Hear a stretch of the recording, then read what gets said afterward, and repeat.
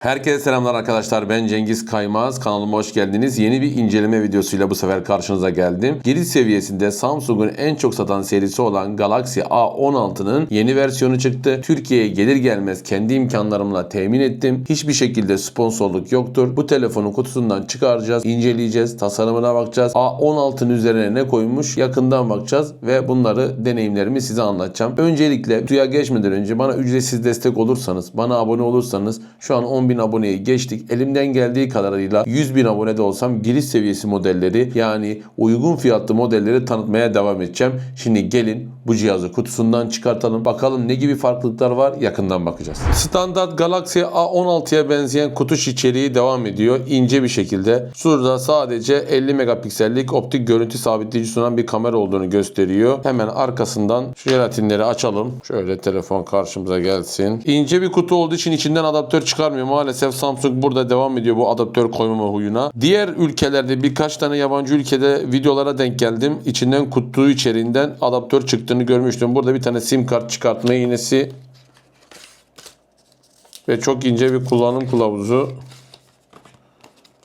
Ayrıca şöyle gördüğünüz gibi tip C'den tip C'ye bir tane kablo. Burada da telefon karşımıza geliyor ve farklı bir şey yok. Telefon gördüğünüz gibi bu şekilde. Tasarımdan biraz bahsedersek, arkada ve sağda solda komple plastik bir aksamdan oluşuyor ama yekpare bir gövdeden. Yani şöyle anlatayım. Arka taraftaki plastikle yan taraftaki plastiğin kalitesi farklı. Zaten burada birbirinden ayrışmış. Üçlü bir kamera düzeni görüyoruz. Dikey şeklinde yerleştirilmiş. Yanlarında bir tane LED flash var. Cihazın üst tarafına baktığımızda bir tane mikrofon çıkışı. Alt tarafına baktığımızda bir tane hoparlör. Burada da tip C şarj girişi. Bir tane de mikrofon bulunuyor. Sol tarafta sim kart ve hafıza kartı çıkartma iğnesinin olduğu yer. Sağ tarafta aynı A16'da gibi çıkıntı haliyle bize sunan açma ve kapama tuşlarının olduğu ve ses açma kapama tuşunun olduğu bölüm bulunuyor. Cihazın ön tarafına baktığımızda damla çentikli bir ekran ile geliyor. Alt çerçevenin biraz kalın olduğunu söyleyebilirim. Fabrika çıkışlı jelatinle gelseydi çok daha iyi olurdu ama fabrika çıkışlı jelatinle gelmiyor. Galaxy A16'ya göre ilk hissiyatım iyi olduğunu söyleyebilirim. Elime alır almaz farklı bir cihaz aldığımı hissettim. Bakalım şimdi bu cihazın kurulumunu yapacağız. Aynı hissiyatı, değişim hissiyatını bize içeride kamerada ve işlemci kısmında veriyor mu?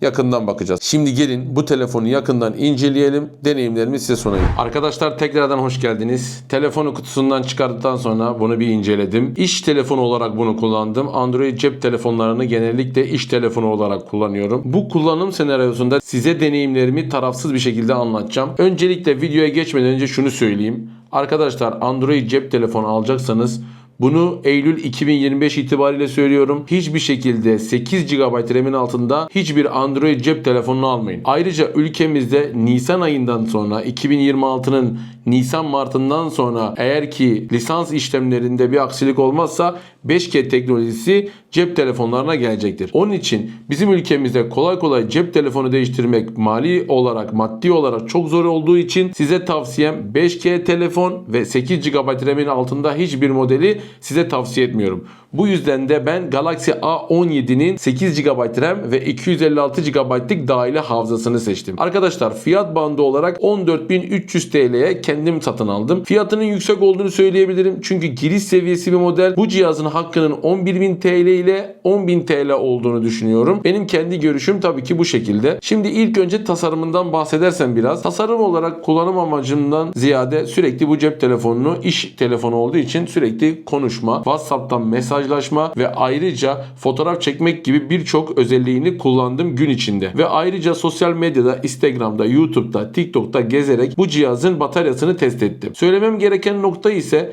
tasarım olarak hiçbir şekilde ele kaba görünmüyor. Yan taraflarının iPhone 12 gibi düz bir şekilde tasarıma sahip olduğu için kullanım amacı olarak da iyi bir deneyim bana verdi. Arka tarafına baktığımızda da dışarıdan insanlar gördüğünde Samsung'un yüksek modelli bir telefon olduğunu söylüyorlardı. Yani Galaxy A56 mı, A55 mi gibi sorular alıyordum. Nitekim de S24 Fan Edition, S25 Fan Edition de aynı şekilde bu tasarıma benziyor. Yani tasarım olarak baktığınız zaman Samsung'un giriş seviyesi modeliyle yüksek modeli telefonlardan bir farkı görünmüyor. Ön taraftaki damla çentik ekran yerine yerine keşke delikli bir ekran ile gelseydi. Alt çerçevenin de biraz kalın olduğunu söyleyebilirim. Günlük kullanımda alt çerçevenin bana herhangi bir zararı oldu mu? Olmadı. Ama neden bu fiyatları istiyorsan Samsung alt çerçeveyi de bir zahmet ince yapmasını beklersin yani. Onun için arkadaşlar tasarımla ilgili herhangi bir sorun yaşamadım. Yani tasarımla ilgili söyleyeceklerim bu kadar. Ekran kısmına gelirsem, ekran kısmı giriş seviyesi modellerde artık çoğu cep telefonları bence buna geçmesi lazım. En azından AMOLED veya OLED ekranlara geçmesi lazım. Çünkü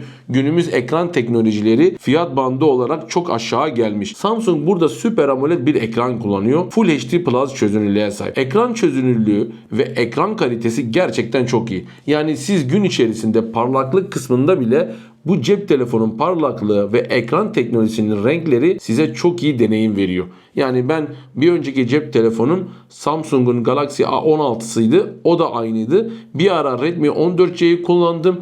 Onda LCD bir ekranla geliyordu. Arada çok büyük fark var. Yani gerçekten kaliteli bir cep telefona geçtiğinizi anlıyorsunuz. Yani ekran konusunda Samsung çok iyi. Ayrıca bu cihaz 90 Hz tazelemeyi sunuyor. Kullanırken bunun keyfine varıyorsunuz. 120 Hz tazelemeyi kullanabilirdi ama 90 Hz tazeleme de kilit seviyesi cep telefonunda olması çok iyi. 1100 nit gibi bir parlaklık bulunuyor. Parlaklık kısmında değinmiştim. Çünkü gün ışığı altında özellikle güneşli ortamlarda cihazı kullanırken sorun yaşamıyorsunuz. Ayrıca Samsung ekran konusunda eksik bir teknolojik detay bırakmamış. Gorilla Glass Victus ile koruma altında. Biliyorsunuz Victus Plus gibi üst seviye cihazlarda koruma standardını bize koyuyor ama burada da Victus'u görüyoruz. Gerçekten çok iyi. Yani ben alır almaz tabii ki üzerine bir tane nano film yapıştırdım ama ister istemez giriş seviyesi cep telefonu da olsa ekranın kırılmasından insan korkuyor. Çünkü iş telefonu ve elinizden düşürme imkanınız çok fazla. Ben her ihtimale karşı korumayı sağladım ama dayanıklılık kısmında da ekran kısmı ile ilgili Samsung burada çok iyi bize değerler veriyor. Ekranından bahsettik. Pil kısmı ile ilgili aslında Samsung'u eleştireceğim. Çünkü artık giriş seviyesi cep telefonunda olsa Çinli firmalar silikon karbon pilli teknolojiyi bize sunuyor. Bu yüzden de ince gövdenin içine çok yüksek miliamperleri cep telefonlarına getiriyor. 6000 miliamper, 7000 miliamper, 8000 miliamper gibi bataryalar konuşuyoruz. Şunu söyleyebilirsiniz ya miliamperler yüksek olabilir ama önemli olan kullanımı. Doğru söylüyorsunuz. Bu cihazda 5000 miliamperlik bir batarya var. Bataryayı 25 wattlık hızlı şarjla şarj edebiliyoruz. Ayrıca benim kendi kullanımda söyleyeyim. %100 sabahleyin cihazı aldığımda gün içerisinde kullandığım ekran süresi 1,5 saat ve %78 ile eve geldiğimi biliyorum. Dediğim gibi günlük kullanımda yoğun kullandığım gün de oldu. Sadece arama, WhatsApp ve internette YouTube'dan bir şeyler izledim. Ayrıca sosyal medyada da biraz gezindim. 1,5 saatlik bir ekran süresi aldım ve %78'lik bir şarj değeri ile karşıma geldi. 1,5 saati çarptığınızda ortalama ben şunu söyleyebilirim. Bu cihaz sabahtan akşama kadar en azından 9 saat veya 10 saati zorlayacak ekran süresi olarak. Ayrıca Samsung'un arayüzü kısmında da değineceğim tabii ki de. En beğendiğim noktalardan bir tanesi çoğu Android cep telefonu üreticilerinde bulunmuyor. Cihazın pil sağlığına girdiğinizde aynı iPhone gibi pil sağlığını görebiliyorsunuz. Pil döngüsünü görebiliyorsunuz. Yani cihazınızı kaç defa şarj ettiğinizi görebiliyorsunuz ve bütün ilk kullanımında bile bu cihazın şarj edilip edilmediğini yazılım kısmında görebiliyorsunuz. Samsung'u burada yazılım konusunda tebrik ettiğimi söyleyebilirim. Yani batarya konusunda şikayetçi miyim? Değilim. Herhangi bir kullanım için bana sorun çıkartıyor mu? Çıkartmıyor. 25 wattlık şarj desteği bana yeterli mi? Yeterli. Tabii ki aynı fiyatlara daha iyi batarya, daha iyi şarj süresi sunan modeller mevcut. Bizim de beklentimiz Samsung'dan bu yöndeydi. Beklentilerimizi daima yüksek tutalım çünkü rekabette daima iyidir. Bataryanın 5000 mAh olması ayrıca gün içerisinde iyi bir ekran süresi aldığımı göstermem. Bunun bir temel nedeni daha var. İşlemci kısmı. İşlemci kısmında Samsung burada kendi üretimi olan Exynos 1330 işlemcisini kullanmış. İşlemci giriş seviyesi modellerde genellikle 6 nanometreyi görüyoruz ama bu cihazda 5 nanometre gibi düşük bir üretim geometrisine geliyor. Yani orta seviye cihazların üzerine yakın, yani genelde orta seviye cihazlar 4 nanometre gibi düşük üretim geometrisiyle geliyor. Çünkü üretim geometrisi ne kadar düşükse burada pile o kadar etkisi bulunuyor. Samsung da burada kendi üretimi olan Exynos 1330 işlemcisi ve 5 nanometre gibi düşük üretim geometrisiyle birlikte çok iyi değerler sunuyor. Yani cihazı arayüz kısmında da söyleyeceğim. Kullandığım sıra boyunca kasma, donma, uygulama açılışındaki herhangi bir bekleme gibi olaylarla karşılaşmadım. Çünkü bu cihazın frekans hızı 2.4 GHz'e kadar çıkabiliyor. Dediğim gibi orta seviye cihazlara göz kırpıyor işlemcisiyle, üretim geometrisiyle ve ayrıca ekranıyla çok iyi bir değere sahip. Ayrıca bu cihaz 8 GB'lık RAM modeli 256 GB'lık dahili hafızayla geliyor. Ayrıca 2 TB'lık bir hafıza kartıyla da bu cihazın hafızasını güçlendirebiliyoruz. Geldik şimdi kamera kısmına. Giriş seviyesi cep telefonu. Kamera bizim için önemli mi? Kesinlikle. Çünkü aldığımız cep telefonun en yüksek performansta iyi fotoğraflar çekmesini bekleriz. Samsung Galaxy A16'da istediğim performansı tam alamıyordum. Ben genellikle kamerasını beğenmediğimi söylüyordum. Çünkü giriş seviyesi bir model olduğunu, fiyatına göre uygun olduğunu söylüyordum. Ama burada Samsung Galaxy A16 arkadaki üçlü kamera düzeninin içinde ana kamerası 50 megapiksel. Ayrıca optik görüntü sabitleyici sunuyor. Şu anda da test videosunda göreceksiniz. O tarafa git. Arkadaşlar Samsung Galaxy A17'nin arka tarafındaki kamerası Full HD'de 30 FPS'te videoları çekiyor. Ayrıca optik görüntü sabitleyici bu cep telefonunda bulunuyor. Şu anda yürüyüş modunda yeğenimi çekiyorum. İshak gel babacığım. Gel. Işığın şu anda en yoğun olduğu zamanlardan bir tanesi, arkamızda güneş var. Videonun kalitesi bu şekilde. Gördüğünüz gibi arkadaşlar test videosunda olduğu gibi gerçekten çok iyi videolar çekmeye başlamış. Çünkü optik görüntü sabitleyici bu cihazda bulunuyor ama Full HD'de 30 FPS'te video çekiyor. 4K'da 30 FPS'te video seçeneği bekler miydik? Beklerdik ama 1080p'de 30 FPS'te de video seçeneği ve kalitesi gerçekten iyi. Ayrıca 50 megapiksellik kamerasıyla çektiğim fotoğrafların gün ışığındaki görüntüsü beni çok cezbetti. Gerçekten iyi sonuçlar veriyor. Çektiğim fotoğrafları da çok beğendim. Herhangi bir sorun yaşamadım. Yani giriş seviyesi model. Beklentim fazla yoktu ama beklentimin üstünde bir performans aldım. Çünkü f1.8 düşük bir diyafram değerine sahip. Diyafram ne kadar düşükse kameranın ışık alma hassasiyeti o kadar fazlaşıyor.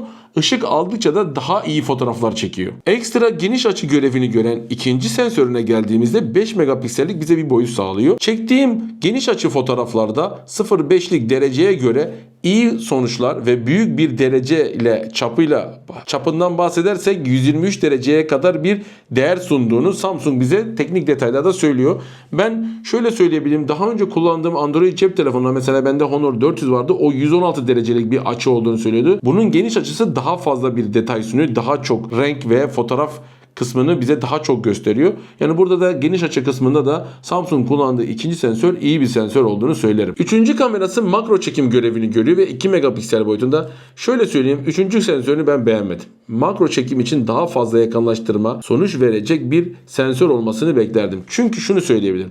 Siz bir üçüncü sensörü koyuyorsunuz. Bu sensörün makro çekim özelliği olduğunu söylüyorsunuz ve ben bunu yaklaştırdığımda fazla yakınlaştınız, biraz uzaklaşın anlamında uyarılar veriyor. Bunu vereceğine üçüncü sensörü koyma, fiyat performans ürünü olarak daha düşük fiyatlara sahip. Ama Samsung burada üçlü bir kamera düzenini göstermiş ve üçüncü sensörü de makro çekim olarak kullanabilirsini söylemiş. Ben burada üçüncü sensörünün çektiği fotoğrafları ne kadar kalite olarak iyi gösterse de beklediğim performansı vermedi. Eğer ki siz makro çekim olarak bir sensör koyuyorsanız yakınlaştırdığımda dahi o netliği bana vermek zorunda.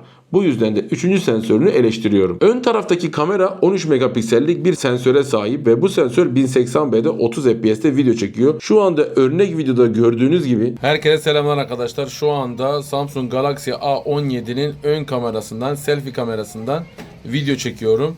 Güneş şu anda tam arkamda, daha doğrusu sol tarafımdan vuruyor. Güneşi arkaya aldığımda şöyle bir parlaklık görüyorsunuz. Karşıma aldığımda ise bu şekilde bir görüntü var.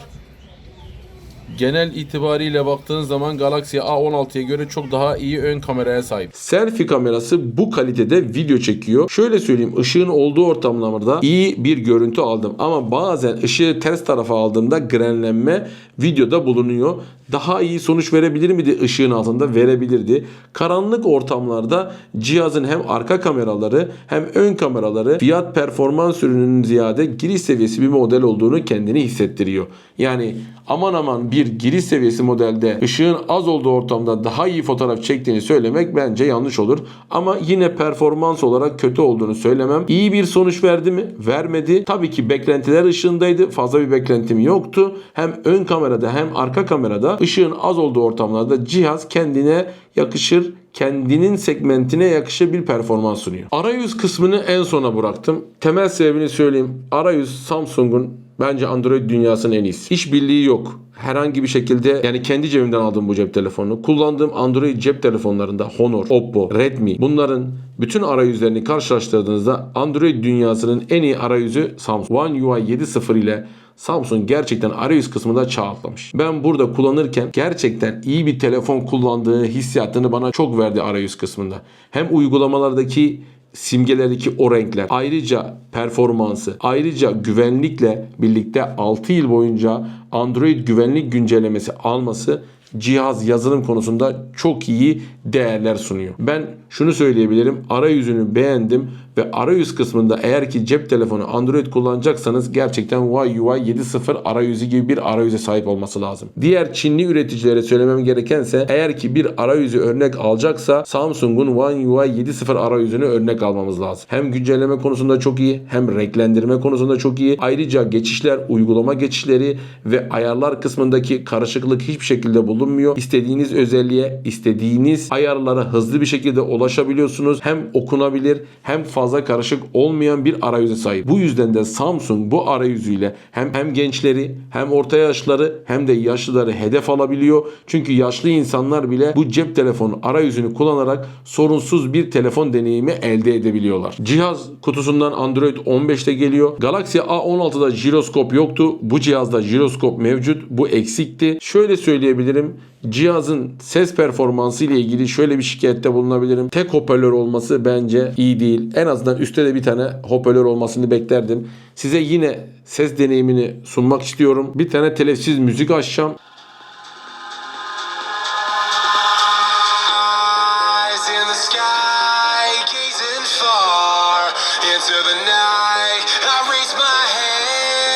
Yani hoparlörün altta olması aslında tizleri biraz fazlalaştırıyor. Herhangi bir hoparlörde bas bulunmuyor. Yani tiz bir sesi çok alıyorsunuz. Hoparlörün biraz daha iyi olmasını beklerdim. En azından çift hoparlör olabilirdi. Dediğim gibi aynı fiyata, aynı segmentte çok iyi hoparlöre sahip olan cep telefonları mevcut. Bu yüzden Samsung burada hem ses kısmında hem batarya kısmında bu cihazı daha da iyileştirebilir. Genel değerlendirmemi sunmam gerekirse bu cihaz orta yaşlılar, gençler ve yaşlılar için ve ayrıca iş telefonu olarak kullanmak için çok iyi bir telefon. Yani fiyatına göre aslında fiyat kısmının biraz yüksek olduğunu hep söylüyorum. Fiyatı 10 lirayla 11 bin lira arasında olsaydı tam bir fiyat performans canavarı olduğunu söylerim. Eksik kısmında bataryasının biraz yüksek olması gerektiğini düşünüyorum. Ayrıca hoparlör kısmında da Samsung burada bu cep telefonuna çift hoparlör koyması gerektiğini söyleyebilirim. Öbür türlü ekran kısmıyla, işlemci kısmıyla hem dahili hafıza hem RAM seçeneğiyle birlikte cihaz arayüzüyle çok ön plana çıkıyor. Giriş seviyesi cep telefonu olmaya bin şahit ister. Ama Samsung bunu 14.000 TL ile şu anda fiyat etiketine satması Galaxy A26'ya farklı bir rakip çıkartıyor. Yani kendi içerisinden kendi cep telefonunun fiyatlandırmasını bozuyor.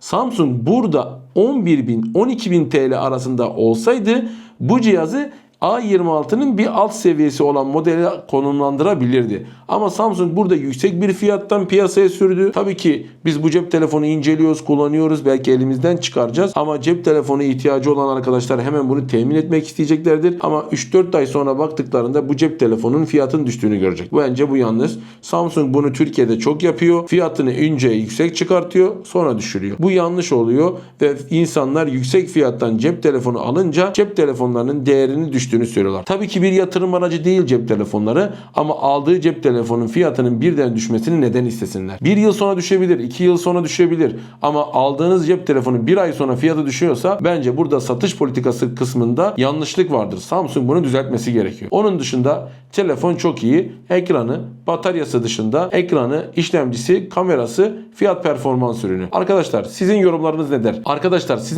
nedir? Yorumlar kısmında bekliyorum. Bu cep telefonu incelemesini beğendiyseniz beğen tuşuna basmayı. Bu gibi videoların gelmesi için bana ücretsiz destek olmak için abone olmayı unutmayın. Kendinize çok iyi bakın.